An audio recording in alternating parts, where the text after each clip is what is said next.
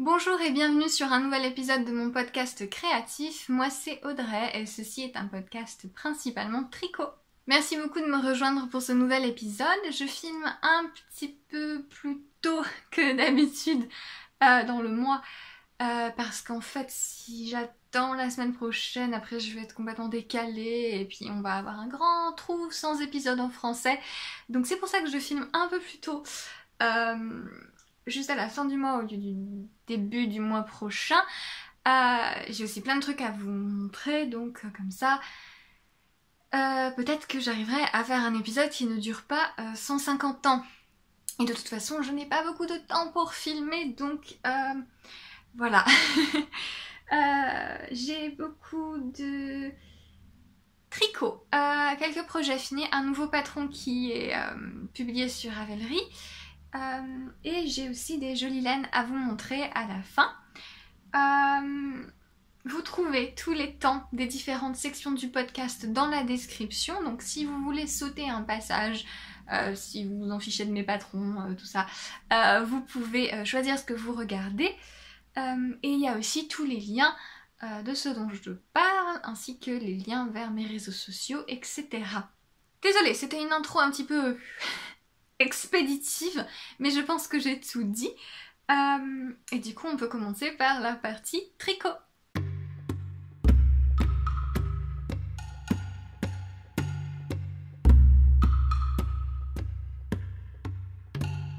Je viens de publier un nouveau patron sur Ravelry, du coup c'est un projet que je vous avais jamais montré. Ce sont ces chaussettes. Alors, ce sont les chaussettes Bold Soprano, donc la cantatrice chauve. En fait, l'hiver dernier, j'avais écrit le patron d'un bonnet que j'avais tricoté il y a un petit moment, inspiré en fait des modèles, des motifs, pardon, de broderie traditionnelle roumaine, qui ressemblent à peu près à ça. En général, c'est du point de croix qui sont faits sur des blouses de ce type-là. Ça, c'en est une par exemple, sauf que c'est un motif un peu plus floral. Et vous avez sinon des motifs comme ça un peu géométriques qui ressemblent beaucoup aux traditions baltiques et scandinaves aussi. En blanc, rouge et noir. Sauf que c'est de la broderie, c'est du point de croix. Et j'avais envie d'adapter ça en tricot, en jacquard. Et donc j'ai fait un modèle de bonnet qui est gratuit sur Ravelry. C'est un bonnet tout bête. Alors le patron est en anglais. Mais voilà, c'est un bonnet en jacquard. Donc il y a 2 lignes de texte. Et après c'est la grille de jacquard, donc ça va. Bref, j'avais envie de l'adapter en chaussettes depuis un petit moment. Et ces chaussettes... Donc voilà, vous retrouvez le motif ici en jacquard, qui est un motif assez simple. Il n'y a pas de croisement de fil trop, il y en a un peu là, mais c'est rien de dramatique. Et ensuite j'ai voulu incorporer des torsades parce que j'aimais beaucoup le mélange. Alors vous allez le voir, je suis dans un esprit mélangeons le jacquard ou les couleurs et les textures. Et du coup c'est ce que j'ai fait. Alors c'est un modèle qui est assez simple, hein.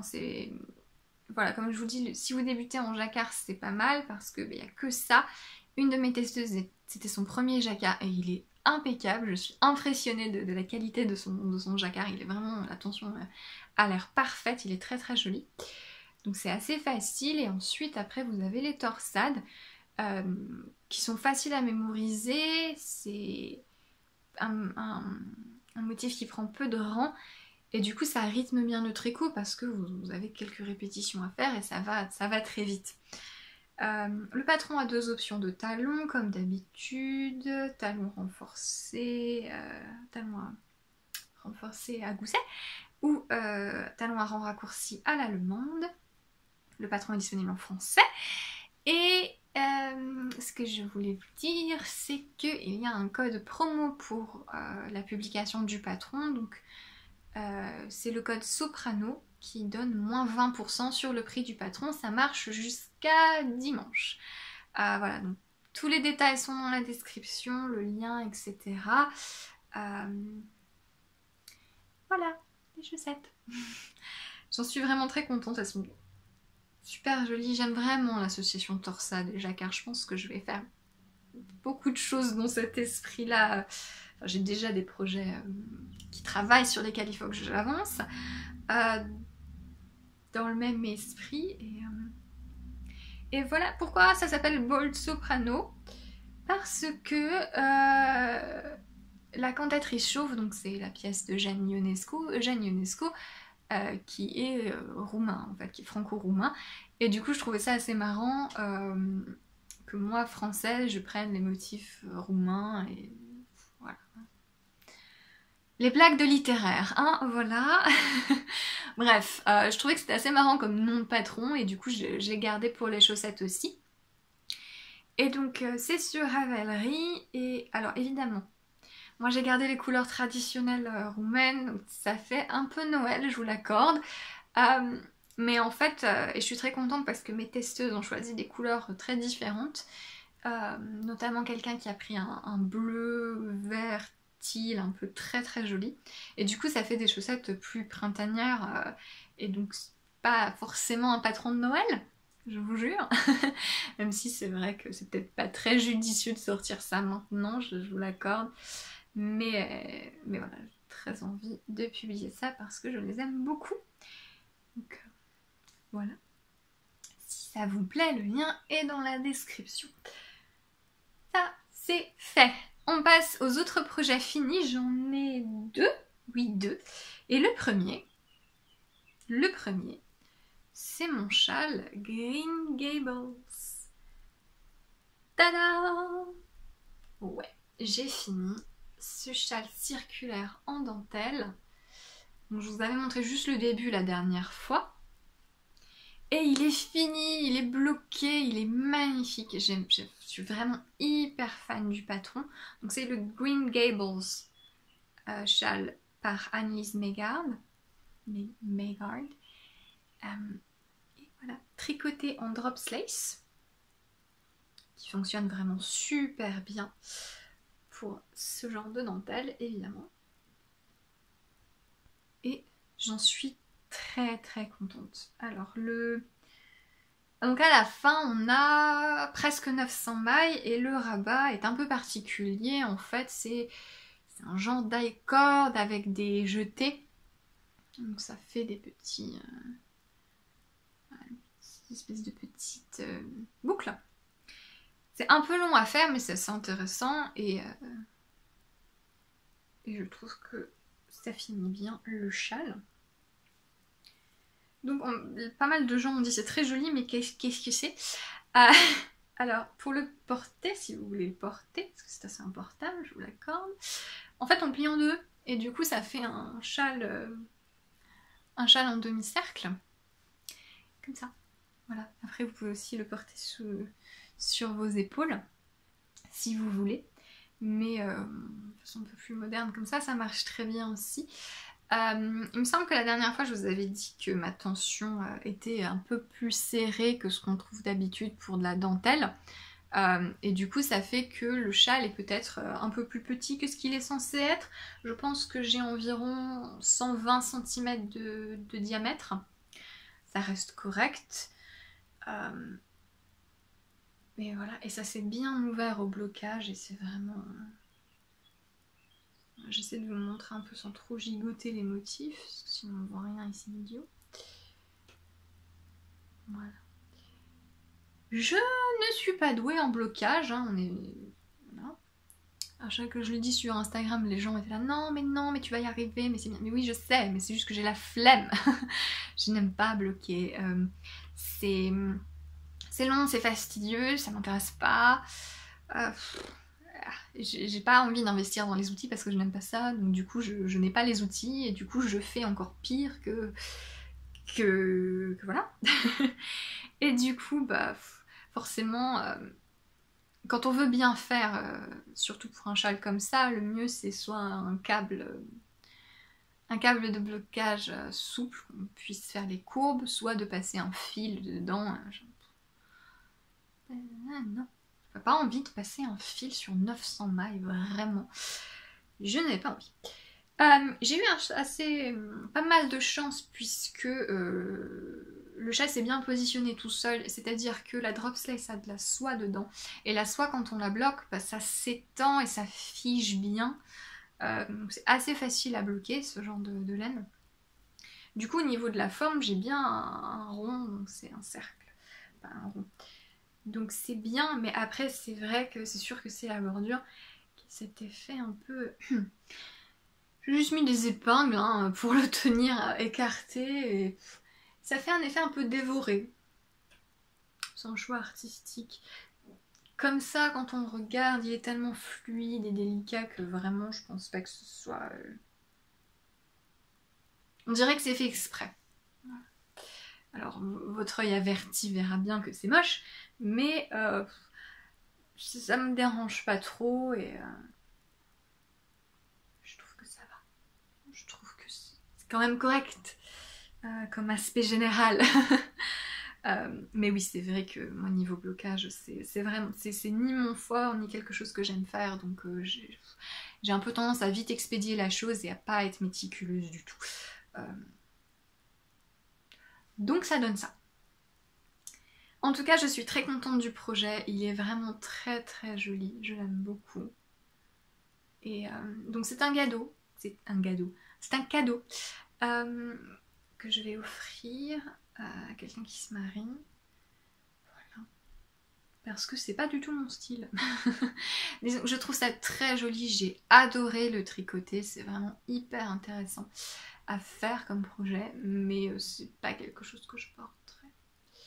Par contre, voilà, ça m'apprend certaines choses et ça m'inspire beaucoup pour incorporer de la dentelle dans d'autres projets qui sont un peu plus proches de mon style. Donc voilà. Cette couleur là de Drop Slice, c'est vert bleu gris.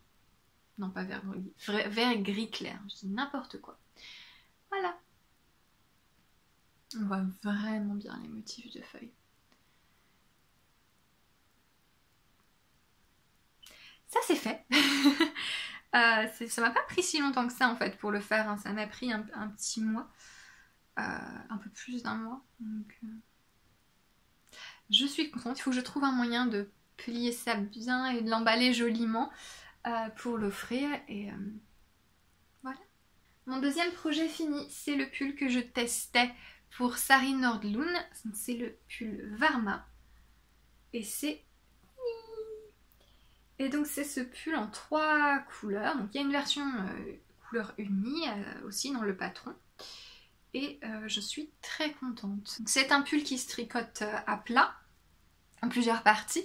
On commence par faire le dos, puis on fait les 3 parties du devant. Ensuite on coud tout ensemble et on relève, je viens d'avoir une quinte de tout, c'est pour ça que j'ai les yeux... et ensuite on relève les mailles pour les manches et on tricote les manches. Et on remonte le col aussi. J'en suis très contente, j'ai bien aimé le fait que ce soit un projet si portable en fait. Comme vous avez que des petites parties en fait, c'est facile à transporter. Après, c'est du jersey à plat et moi le jersey à plat, autant quand c'est du jersey en rond, ça tourne et ça avance vite. Autant le jersey à plat, j'étais là, il faut que je tourne.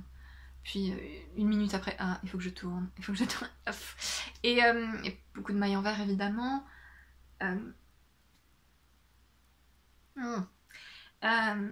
Mais bon voilà, c'est deux... Il y a un côté positif et un côté négatif au fait que ce soit fait comme ça. Après je trouve que la construction est très intéressante et vraiment quand on coud tout ensemble, ça fait vraiment effet puzzle et c'est très sympa. La laine que j'ai utilisée, donc c'est la Holzgarn Super Soft, qui est une laine donc cardée, pleine d'huile de filage, assez fine, et du coup coudre avec, faut faire attention, elle s'est cassée quelques fois, mais l'avantage de la Holz c'est qu'elle se casse et puis là vous la remettez ensemble très facilement. Mais je m'en suis quand même sortie avec les coutures et c'était assez satisfaisant d'avoir tout mis ensemble et que ça ressemble enfin à un pull. L'échantillon du pull est assez lâche, c'est 21 mailles. Sari a utilisé Too Cool Sock, que je n'ai jamais utilisé. J'ai utilisé la Too Cool Fingering, mais pas la version Sock, qui est une fingering un peu plus épaisse, il me semble. d'où les 21 mailles. Du coup en haut c'est un échantillon qui est lâche, hein, qui est souple. Quand je mets ma main derrière on la voit, voilà, vous voyez bien que ça fait des mailles un peu lâches, mais du coup ça fait un pull qui est très léger, qui est fluide, qui tombe bien. Et au niveau de la définition de points pour le motif, ça marche super bien. Je suis pas sûre de l'efficacité de la Super Soft sur des torsades, mais là sur des points texturés avec des mailles torse, ça a une belle définition, hein, vraiment ça marche très bien. Alors c'est sûr que c'est pas le truc très net et très lisse d'un fil rond, peigné, super wash, mais là c'était vraiment l'effet que je voulais, c'est très joli. Voilà, donc je sais qu'à force de le porter, vraiment la Super Soft elle va vraiment se lisser de plus en plus, et même avec un échantillon aussi lâche, ça fonctionne pour ce genre de pull. Ce n'est pas l'échantillon que j'aime utiliser en jacquard. La Super Soft en jacquard, je préfère ça quand même. Le jacquard de toute façon, je préfère que c'est naturellement plus serré, quoique il y a certaines personnes qui l'ont plus lâche, mais je préfère que les pulls en jacquard ils soient bien lisses et donc un peu plus denses. Mais là, ce n'est pas le cas. Là, c'est un pull fluide, léger, hyper sympa. Je le porterai peut-être dans l'épisode où j'annoncerai sa sortie. Il me semble que Sari a prévu de le sortir septembre peut-être, je ne suis pas sûre. Donc je vous le remontrerai quand elle publiera le patron, mais vraiment je le trouve très chouette. Comme je vous dis, il y a une version unique qui est superbe aussi, que j'ai bien envie de tester, peut-être avec un fil plus estival, genre coton, lin. Voilà. Les coloris que j'ai utilisés, c'est Almond, Vintage Heather et Tundra. Voilà. J'ai un peu cafouillé au niveau des épaules. Voilà, c'est le seul défaut, c'est que je sais pas ce que j'ai fait au niveau des épaules. Je pense que c'est moi qui ai fait une erreur au niveau de la coupe des épaules et quand je les ai cousues. Et du coup, en particulier ce côté-là, il y a un petit excès de tissu là, mais ça se lisse bien après avoir bougé un petit peu, donc ça va. La taille est bonne, il a un petit peu d'aisance, pas trop, il est un peu court. Les manches tombent bien. J'ai failli manquer de laine. J'ai fait une manche et quand j'ai fait la deuxième, je me suis retrouvée avec très peu de laine et j'ai pas réussi à faire aussi longue que la première. Du coup, j'ai défait la première pour qu'elle soit à la même longueur et au final, elles sont à la longueur que je veux. J'aime pas les manches longues, j'aime pas les pulls longs, j'aime pas les manches longues, j'aime rien de long, sauf les jupes et les robes. Mais du coup là, je pense quand même que si j'avais pu faire comme j'avais fait au début, les manches auraient été trop longues pour moi. Mais voilà, donc le pull Varma qui est fini, attend pour la fin du test et je suis très contente. On passe aux encours et mon premier encours c'est un mars ça repart. Donc en fait mon Green Gables c'est un cadeau. Et l'idée c'est, en fait j'ai besoin de faire 2 cadeaux à peu près similaires. J'ai besoin, c'est moi qui me suis mis ça dans la tête, hein, quelle idée, mais quelle idée. Et du coup j'avais envie de faire 2 châles en dentelle circulaire. Et le deuxième que je voulais faire c'est celui-ci. Donc ça c'est le Even Star, qui est un patron de Suzanne Pandorf, qui est un patron très connu sur Ravelry. Je pense que dans le genre châle en dentelle circulaire c'est celui que les gens connaissent, qui est un patron inspiré du Seigneur des Anneaux pour le coup, et qui a ce très joli motif. Là vous voyez le premier diagramme que j'ai fini. Je suis sur le deuxième diagramme. Pour l'instant je suis moins fan, c'est idiot. Je pense que si j'avais fait celui-ci en premier j'aurais pas eu de problème, mais là la comparaison souffre un petit peu. Et c'est vraiment idiot parce que là, pour le coup, il y a plus de jersey. Vous voyez, le centre est un peu plus uni. Là où je suis en ce moment, il y a plus de juste tricoté à l'endroit. Mais du coup, et en particulier là je suis sur le diagramme numéro 2 et je sais pas où je vais en fait. Moi ce qui m'avait beaucoup plu dans le Green Gables, c'est, et dans le premier motif, hein, le premier motif est très joli et fonctionne très bien, c'est de voir ce que je fais. Donc là on voit bien, là il y a un motif, on comprend bien où on va. Mais là sur ce deuxième, motif, donc ok, là il y a un petit triangle, là il y a 2 triangles, mais ça, qu'est-ce qui c'est ça? Et je sais pas, du coup je suis moins enthousiaste là-dessus, je trouve que c'est un peu plus répétitif. Et j'ai peu tricoté en fait dessus, pas autant que ce que j'aurais voulu, parce qu'il faut quand même que je le finisse avant fin août. Ah, mais quelle idée, mais mon dieu. On verra. Si j'y arrive, je veux une médaille. Et du coup, ouais, je suis moins... Je pense qu'il faut que je me pose parce que j'ai eu la tête un petit peu prise avec d'autres projets, notamment des designs. Du coup, je pense que je suis peut-être pas dans le bon état d'esprit pour me relancer. J'ai l'impression que je suis en train de dire que c'est affreux. Non, non, c'est quand même très sympa à tricoter. C'est pas autant la révélation qu'avec l'autre. Mais bon, d'un autre côté, la révélation, on l'a une fois. Donc c'est peut-être normal. Mais voilà, la construction est différente aussi, c'est-à-dire que pour le Green Gables, les augmentations sont réparties tout du long. Là, ce qui se passe, c'est que après chaque motif, vous voyez là, donc on monte, là, on double le nombre de mailles. Là, on double le nombre de mailles, on double le nombre de... Et donc en fait, là, toutes les rangs d'augmentation sont entre 2 motifs, sur des rangs pleins en fait. C'est comme ça qu'on fait un cercle, normalement. J'aime bien ça. Je trouve que c'est motivant en fait parce qu'on se dit ok, je vais arriver au bout du motif et je vais faire mon rang d'augmentation. J'aime bien cet aspect là. Après, j'aime moins la façon dont le patron est écrit.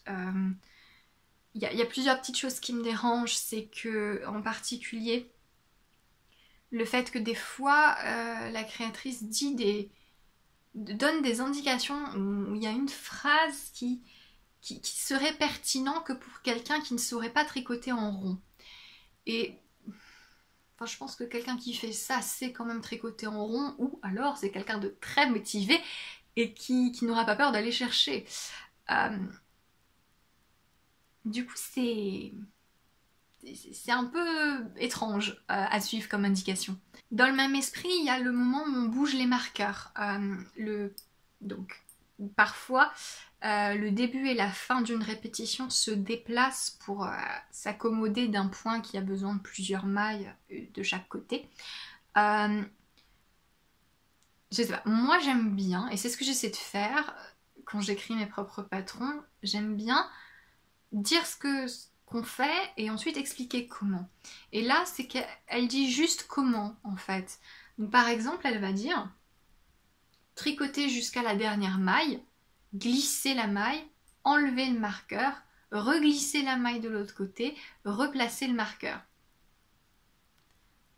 Est-ce que ce serait pas beaucoup plus simple de dire déplacer le marqueur une maille à droite ou à gauche selon? Et enfin là c'est encore assez simple, mais il y a des fois où c'est pas très logique. Et quand on a plein de marqueurs autour, ça peut porter à confusion. C'est pas tellement que ça porte à confusion, c'est juste que du coup ça m'oblige à me mettre dans un esprit exécutif et à juste faire mot à mot. Mais moi je fonctionne pas vraiment comme ça.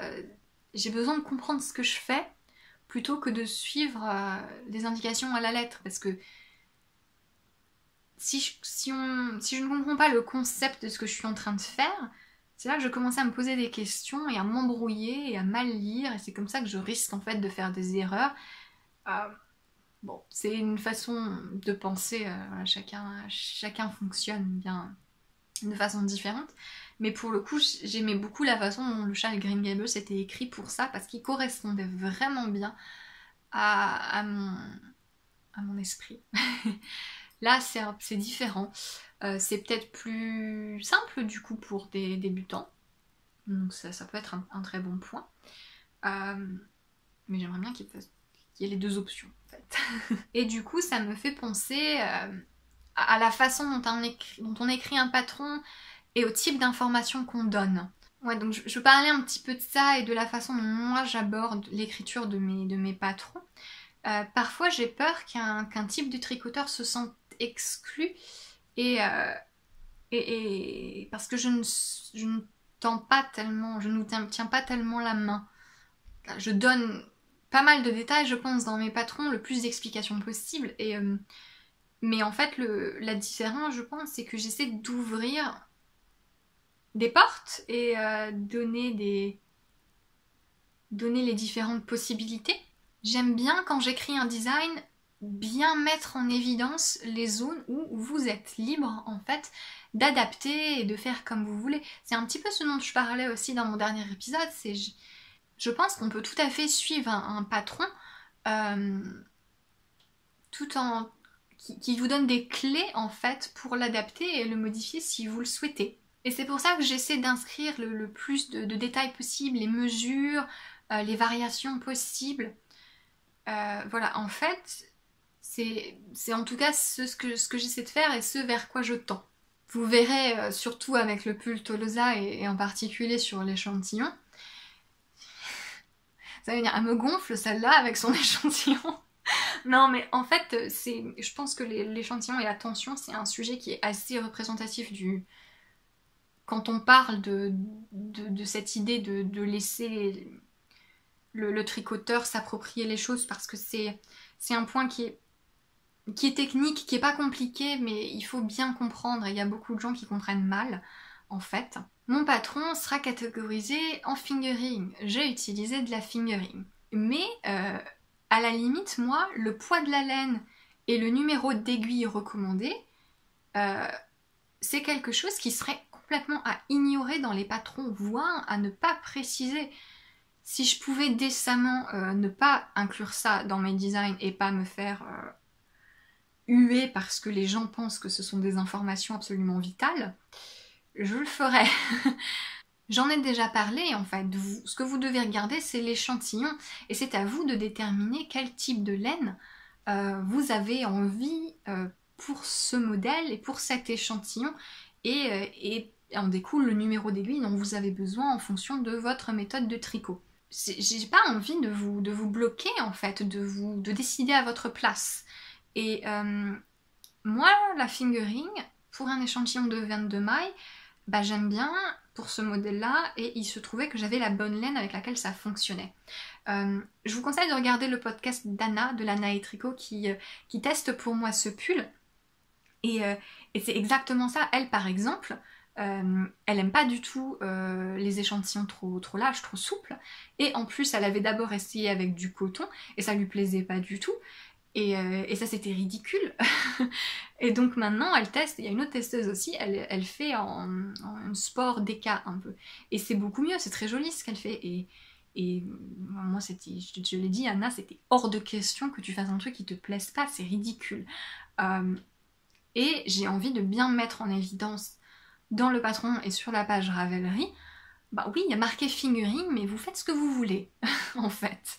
Là où je trouve que le point est intéressant et où j'aimerais bien avoir votre avis et lancer la discussion et savoir ce que vous en pensez, c'est que je me demande, il y a d'un côté vraiment cette nécessité pour moi de ne pas vous infantiliser et de ne pas décider à votre place, de vous montrer les moyens de vous approprier le projet, et d'un autre côté, je sais que ça risque de faire peur et d'embrouiller les gens en fait. Soit parce que vous se sentirez trop débutant, ou un point en particulier où vous aurez peu de connaissances, ou des fausses connaissances, ça arrive aussi, notamment sur la question de l'échantillon.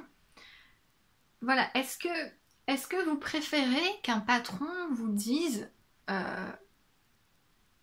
vous faites comme ça, point, vous utilisez ça, vous faites comme ça. Ou est-ce qu'un patron qui vous dit moi j'ai fait comme ça, c'est comme ça que ça marche, vous pouvez faire ça, ça, ça, ça, ça, et ouvrir différentes possibilités. Vous aurez compris que moi je tends plutôt vers la deuxième solution. Après, ça veut pas dire que j'ignore complètement la première. J'ai quelques patrons, la plupart de mes patrons de chaussettes, et même les étoiles, les châles, sont un peu plus simples, un peu plus...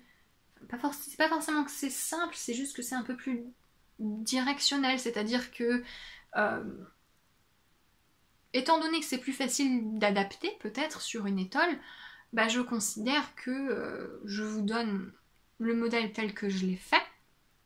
Éventuellement, je vous donne quelques pistes d'adaptation, comme les mesures des différentes parties, blablabla. Mais c'est peut-être... Je pense que quelqu'un qui débute aura moins peur d'adapter une étole que d'adapter un pull, vous voyez. Et voilà, et des tricots comme ça, zéro cerveau, vraiment, où on a envie de suivre à la lettre le patron, voilà, moi j'aime ça, j'ai envie aussi de proposer ça. Mais sur des modèles comme le pull Tolosa et comme je pense la plupart des patrons que je ferai dans des pulls en fait, je préfère en fait donner le plus d'informations possible et vous faire comprendre que vous êtes libre, quand bien même ça pourrait en éloigner certains. J'en ai parlé sur Instagram et j'ai eu des échanges très intéressants avec d'autres tricoteurs et des designers aussi. En fait, ce qu'il en ressort, c'est que je pense que voilà, si vous achetez un patron sur Ravelry qui n'est pas explicitement défini comme pour débutants, j'ai envie de considérer que ce que vous avez envie de faire, c'est de réfléchir à votre tricot et d'en être responsable.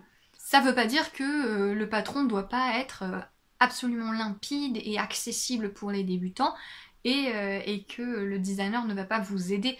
Au contraire, moi je veux absolument aider les gens et que ceux qui tricotent mes patrons me posent des questions et je veux absolument le rendre accessible aux débutants. Et si quelqu'un qui a moins d'expérience, qui a moins de connaissances a envie de tricoter un de mes patrons, mais c'est d'autant plus bénéfique pour moi. Par exemple, là dans mes tests, j'avais des débutants, des gens là pour qui c'était le premier jacquard, pour le pull dont c'est les premiers pulls, et c'est hyper enrichissant de voir comment ils fonctionnent, ce qu'ils pensent de la façon dont j'écris et d'adapter ça en fonction pour que ce soit vraiment accessible. Mais pour moi, rendre le patron accessible aux débutants, ça ne veut pas dire que je vais me limiter et que je vais passer sous silence les points délicats où, quand on en parle, les gens ont un petit peu peur parce que ça paraît trop technique. Non, c'est pas trop technique et c'est important de faire comprendre aux gens que comment les choses fonctionnent, parce que du coup ils pourront faire les bons choix et modifier et avoir des projets qui leur plaisent 1000 fois plus. Voilà, donc je pense que l'idée c'est d'avoir un équilibre entre un patron bien écrit et accessible, sans équivoque, et pas trop prendre de gants, pas se limiter en fait et pas enfermer trop le tricoteur et lui montrer en fait, l'aiguiller vers les différentes options. C'est quelque chose que j'aime bien faire, moi, c'est voilà, paver les chemins, aiguiller en fait et voilà, donner toutes les possibilités et expliquer comment les choses fonctionnent pour que vous puissiez le faire de la meilleure façon qui soit, en fait. Voilà, le truc c'est que j'ai vraiment envie que ce soit dans une démarche d'ouverture et c'est vrai que j'ai un peu peur des retours de gens qui sont plus hermétiques à ce système-là et qui du coup se sentent exclus ou qui soit ne comprennent pas quelque chose ou des a priori erronés sur certains concepts et du coup vont tout de suite taper là-dessus et pas comprendre comment c'est possible. Ça me fait... Je vais vous donner un exemple en fait très précisément. Le bonnet Bolt Soprano qui est gratuit sur Ravelry. Forcément il est gratuit, donc il y a plus de gens qui l'ont vu. Et dans la demi-seconde où j'ai publié le patron l'hiver dernier, j'ai quelqu'un qui m'a envoyé un message un peu un peu agressif pour me dire ouais, il n'y a qu'une seule taille, c'est pas normal. Pourquoi il n'y a qu'une seule taille sur le bonnet? Déjà. Bah, je sais bien que c'est une minorité ces gens-là, mais ça m'a un peu fait rire que vraiment je publie un patron gratuit. C'était un cadeau de Noël en plus pour les gens qui me suivaient sur Instagram. Bon, c'est peut-être pas la peine de me sauter dessus parce qu'il n'y a qu'une seule taille sur un patron gratuit. Je veux dire, des fois il y a des patrons payants et il n'y a qu'une seule taille aussi.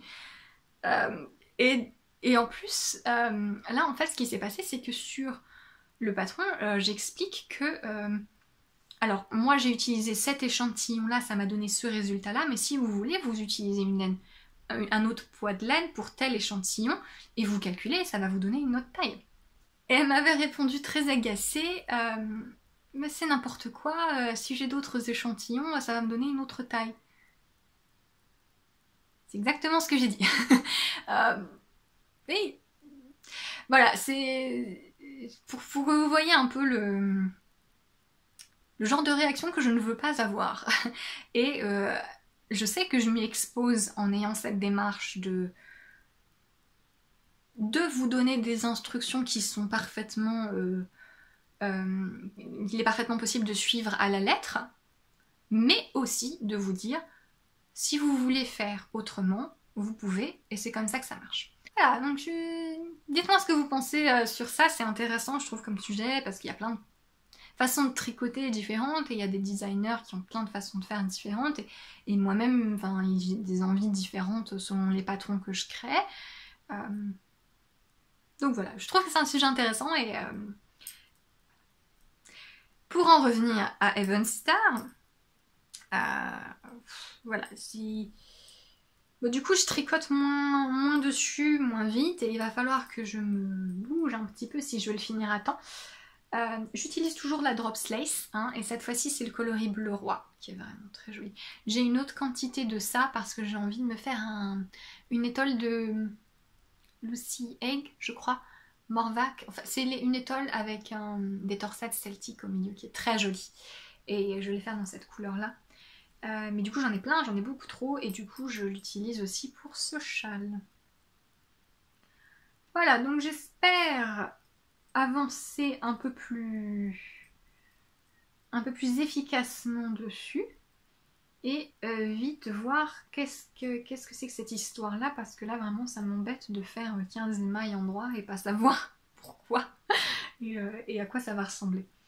Voilà, j'ai un dernier en cours à vous montrer, qui est un nouveau design, et c'est un châle triangulaire. Et donc l'idée sur ce coup-là, c'est de jouer avec les couleurs, les speckles et les textures. Donc voilà. Alors c'est toujours très moche de montrer un châle triangulaire quand il est encore sur l'aiguille, mais voilà ce que ça donne. Donc forme triangulaire classique avec une torsade au centre, comme vous pouvez voir là. Une bordure en point de mousse qui est bien élastique. Et différentes sections en fait de différentes textures. Alors principalement ce sont des bases de côte, comme ici. Là vous avez quelque chose de géométrique, et ici qui est un peu la partie principale du châle, des torsades. Voilà. Et donc je pense que j'ai presque fini, je sais pas, j'ai un peu de mal à me dire à quelle taille il va faire. Voilà, je veux continuer ça. Ah oui, là j'ai mis des petits jetés. Je vais continuer ça, je veux répéter cette partie là, et ensuite il va y avoir une bordure en côte, je pense. Je ne sais pas encore quelle côte, je verrai. Mais voilà, donc c'est le châle Avellana, dire noisette en occitan. Et voilà. Et donc, comme je vous dis, l'idée c'est texture, couleur. Là, je trouve que c'est assez intéressant les torsades sur cette laine à speckles. Ça fait un effet un peu... je sais pas... Ouais, c'est un peu... Ça casse un peu les torsades à certains endroits. Là, vous voyez celle-ci. d'un autre côté ça ressort quand même. Voilà, c'est ça mon idée principale. J'aime beaucoup la petite torsade centrale, hein. Torsade avec des mailles torse, j'aime beaucoup.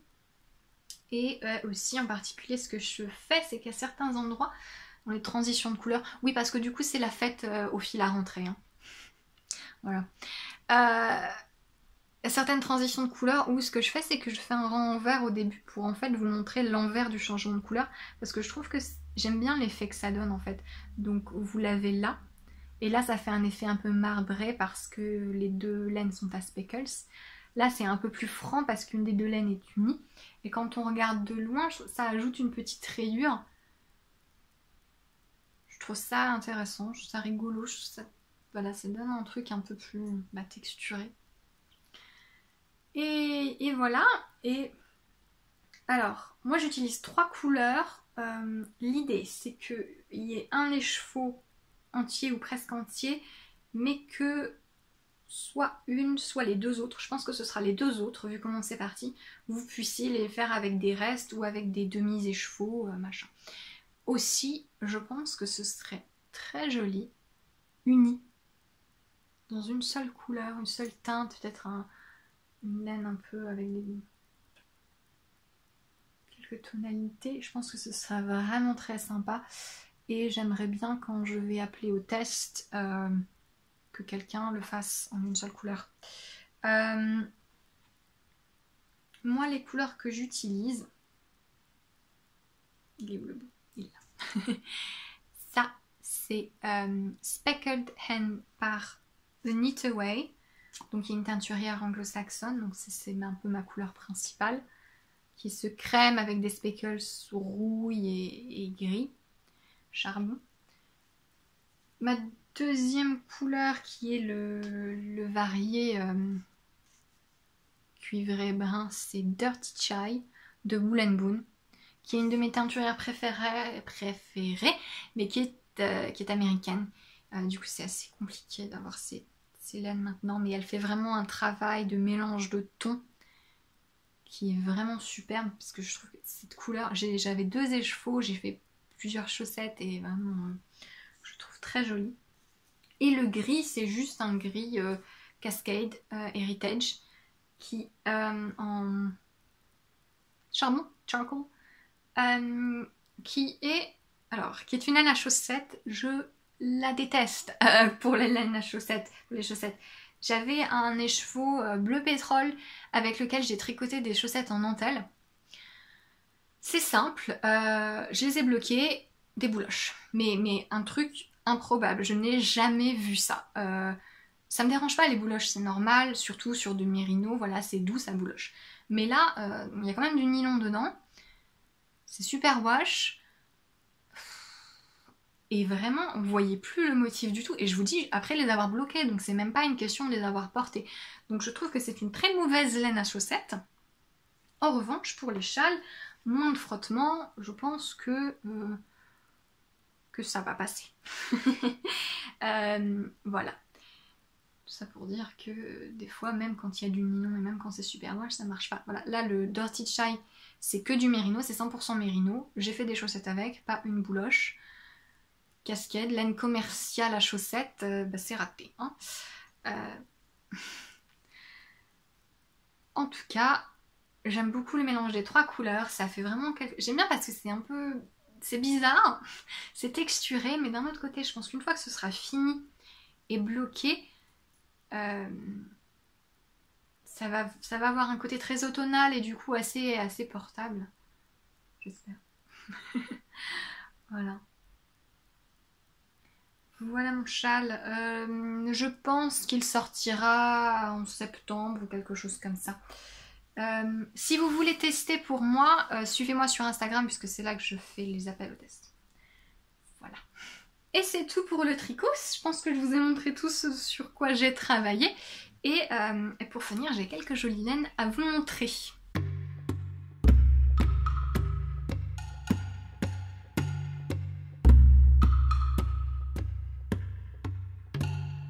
Alors le thème c'est le yak.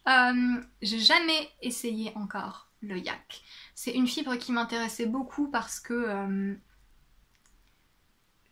c'est très doux. Ça a des propriétés... en fait, c'est... Les gens disent que ça bouloche pas trop, que ça tient bien, que c'est pas comme l'alpaga, ça tient un peu mieux que l'alpaga, et que ça a quand même ce halo et cette douceur comme le cachemire en fait, sans avoir les problèmes du cachemire. Notamment au niveau environnemental, la production du cachemire est un peu déraisonnée en ce moment, du coup c'est...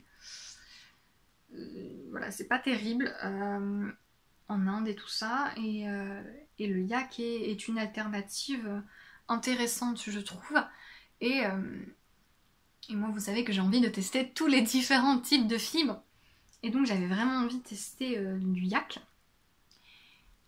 et je me suis retrouvée à acheter deux laines avec du yak en même temps. Et donc la première, c'est un écheveau de Cosmic Strings, donc qui sont des teinturiers écossais, que j'aime beaucoup. Hein. Alors je les ai vus parce que j'ai réorganisé mon stash. J'ai très exactement encore 7 je crois, écheveaux de Cosmic Strings, sachant que j'en ai déjà utilisé bien 5 ou 6. Donc je pense que c'est les teinturiers chez qui j'ai le plus acheté. Ils ont un travail de couleur qui est superbe, autant dans les écheveaux variés, complètement fous, avec des associations très contrastées, autant quand ils font des laines unies, c'est très très joli. Donc là c'est la couleur Penny. Et là, ce qui m'a beaucoup plu, c'est que sur la version yak, alors même la version chaussette normale, leur laine à chaussette est très sympa. Elle est fine, donc faut aimer les laines fines à chaussettes, mais elle est très durable et elle est douce et très sympa. Là, ce qui m'a plu, c'est que sur la version yak, la profondeur est tellement... C'est assez marrant de comparer les couleurs teintes sur des bases mérino nylon classiques et sur des versions yak. En fait, c'est la différence entre une base blanche et une base qui va être soit grise, soit brune. Dans le cas du yak, en général, c'est brun et du coup, ça donne une profondeur plus chaude. Là, vous voyez, c'est superbe. C'est vraiment, c'est doré, bronze. C'est vraiment très très joli. Je suis absolument fan. Évidemment, il y a ce halo qui est très beau. Et en fait, par rapport aux laines grisées, qui ont une profondeur froide, là, c'est vraiment quelque chose de chaud. Et je trouve ça très très joli. Et pourtant, donc la base, là, c'est 65% superwash mérino, 20% soie, donc il y a de la soie aussi, et 15% yak. Donc la soie, ça apporte vraiment cette brillance. Et donc c'est un fil dentelle, il y a 800 mètres, c'est ça, par 100 grammes. Et c'est tout. Mais comment c'est possible que quelque chose soit... Je ne comprends pas. Je ne comprends pas la douceur de cette... C'est-à-dire que le truc, je le mets là, j'ai l'impression que ça fond, j'ai l'impression qu'il n'y a rien qui touche ma peau. C'est tellement doux. Je suis impressionnée de la douceur de cette chose, c'est encore pire que l'alpaga, parce que l'alpaga, ça a cet effet de... Ça s'écrase, ça fond, comme c'est vraiment cette impression là de fonte. Mais l'alpaga, comme il y a les petites pics un peu partout, parfois on sent quand même une résistance. Là c'est du beurre. Et vraiment, cette couleur me plaît énormément. Et le projet, c'est de designer un châle en dentelle, torsade, texture, je sais pas trop, une grande étole avec cette couleur. Je ne m'interdis pas, s'ils ont une mise à jour et qu'ils ont cette couleur sur leur base à chaussettes, d'en acheter pour faire un pull, parce que quand même, c'est la couleur de la perfection. Et ma petite boule, c'est... en fait, vous avez sans doute entendu parler de l'initiative Tits Out Collective, donc qui est un mouvement lancé par Countess Blaze, qui est une teinturière anglo-saxonne. Et en fait, l'idée, c'est que plein de teinturiers reproduisaient ce coloris et donnaient une partie des bénéfices à des associations de leur choix. Et j'avais envie de soutenir cette initiative et d'acheter. Et tout de suite sur Instagram, moi j'ai craqué sur ça. Quand j'ai vu cette version, les gens étaient absolument dingues. Autant j'ai réussi à me calmer sur les achats de laine à speckles et de laine variée, je suis un peu moins poussée vers ça maintenant. Autant les laines autorayantes, j'arrive pas. J'en vois une qui me plaît, et je la veux, il me la faut absolument. Et alors malheureusement pour moi ça arrive souvent avec des laines de Nomadic Yarns, qui est une teinturière américaine. Et comment dire, les laines qui viennent des États-Unis, c'est pas que c'est cher, mais oulala c'est cher. Euh, et, là donc c'est la teinturière, c'est Avirland, qui fait des laines autorayantes très très jolies, que je suis depuis un petit moment, et quand j'ai vu ça. Et donc, pardon, je fais bouger ma caméra. Mon téléphone en fait. et là encore une fois, elle a plusieurs versions. Donc elle a une version qui est sur un mérino nylon classique. Après elle a une version qui est un peu tweed je crois, je suis pas sûre. Mais en tout cas quand on regarde la version mérino classique, elle est... Waouh! Les couleurs sont bien flashy, c'est presque néon. Genre cette couleur là, elle est bien jaune. Et à côté, elle a mis la photo, cette photo là, donc c'est la Demure, la version Demure. Et il y a du yak. Et tout de suite, ça donne cette espèce de teinte terreuse aux couleurs et c'est magnifique, vraiment, j'aime. Terreux, c'est pas très joli terreux comme compliment, mais pour moi c'est un très beau compliment parce que vraiment ça donne... C'est très très beau, j'aime beaucoup. Et donc moi les laines autorayantes j'ai beaucoup de mal à résister et je la voulais vraiment et j'ai mis un moment parce que vraiment ça coûte cher quoi avec les frais de port et tout, mais j'ai mis un moment à me décider, mais au final j'ai décidé de me faire plaisir et je regrette pas parce que c'est canon. Et là c'est 70% superwash mérino, 20% yak et 10% nylon polyamide. Et donc ce sera des chaussettes, évidemment. Et c'est vraiment très très joli. Voilà, c'était petite aventure avec le yak. J'ai hâte de le tricoter en tout cas et de vous donner mes retours sur l'utilisation parce que là oui c'est magnifique, c'est doux machin, mais on verra bien ce que ça donne concrètement dans les projets, surtout que comme je vous l'ai dit, les chevaux de dentelle c'est pour un design, donc voilà, il y a des risques qu'il faille le mettre un petit peu à l'épreuve. Et que ça va être intéressant parce qu'il va falloir que je vois ce qui fonctionne bien, ce qui fonctionne pas bien. Et c'est tout pour cet épisode. J'arrive pas à croire que j'ai réussi à faire dans les temps, mais on dirait que oui. Et je vous ai montré tout ce que j'avais à vous montrer. Donc n'oubliez pas, si vous êtes intéressé par les chaussettes, d'utiliser le code promo avant dimanche. On se retrouve, je ne sais pas quand, sans doute mi-août. Je pense, mi-août. En fait j'espère, parce que c'est ça le truc. Si j'avais dû filmer, si j'avais attendu début août pour filmer, après je n'aurais pu filmer que mi-septembre. Donc c'est pour ça que je décale tout. Donc a priori, on se revoit en août. J'espère que vous passez un bel été. Que vous n'avez pas trop chaud. Ici on va se prendre un petit vent de canicule demain. Il devrait faire 38 à l'ombre. Je ne comprends pas. Donc j'habite dans le Tarn et on a quand même beaucoup de vent d'habitude. C'est-à-dire que de manière générale, une certaine météo ne reste pas ici plus de 2-3 jours d'affilée. Et là ça fait quand même quelques semaines qu'il fait très beau, très chaud, non-stop, lourd. Et qu'il n'y a pas de vent.